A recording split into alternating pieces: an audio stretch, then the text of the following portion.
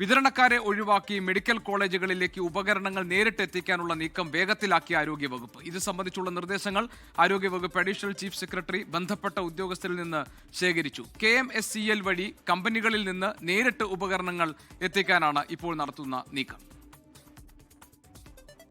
കുടിശ്ശികയുടെ പേരിൽ വിതരണക്കാർ പ്രത്യേക അജണ്ടയോടെ ആരോഗ്യവകുപ്പിനെ പ്രതിസന്ധിയിലാക്കാൻ ശ്രമിക്കുന്നുവെന്നാണ് വിലയിരുത്തൽ. പണം നൽകാമെന്ന് ഉറപ്പു നൽകിയിട്ടും വിതരണക്കാർ ഉപകരണങ്ങൾ തിരികെ എടുത്തുകൊണ്ടുപോയത് ചില ലക്ഷ്യങ്ങൾ വെച്ചാണെന്ന് ആരോഗ്യവകുപ്പ് കരുതുന്നു. ഇതേ തുടർന്നാണ് ഉപകരണങ്ങൾ എത്തിക്കുന്നതിൽ നിന്ന് വിതരണക്കാരെ ഒഴിവാക്കി കമ്പനികളിൽ നിന്ന് നേരിട്ട് വാങ്ങാനുള്ള നീക്കം. ഇതിന് KMSCL നേതൃത്വം നൽകും. കരാർ വിളിച്ച് റണ്ണിംഗ് കോൺട്രാക്ട് അടിസ്ഥാനത്തിലായിരിക്കും കമ്പനികളിൽ നിന്ന് ഉപകരണങ്ങൾ വാങ്ങുക. ഭാവിയിൽ ഇത്തരം പ്രശ്നങ്ങൾ ഉണ്ടാകാതിരിക്കാനാണ് വിതരണക്കാരെ ഒഴിവാക്കുന്നതെന്ന് മന്ത്രി കഴിഞ്ഞ ദിവസം പറഞ്ഞിരുന്നു. അതേസമയം ആരോഗ്യവകുപ്പിന് നേരിട്ട് ഉപകരണങ്ങൾ വാങ്ങാൻ കഴിയില്ല എന്നാണ് വിതരണക്കാരുടെ പക്ഷം. എല്ലാ നിയമവഴികളും തേടി മുന്നോട്ട് പോകാനാണ് ആരോഗ്യവകുപ്പ് തീരുമാനം. അതേസമയം KMSCL-നും കോടിക്കണക്കിന് രൂപയുടെ കുടിശ്ശിക ആരോഗ്യവകുപ്പ് നൽകാനുണ്ട്. 24 തിരുവനന്തപുരം.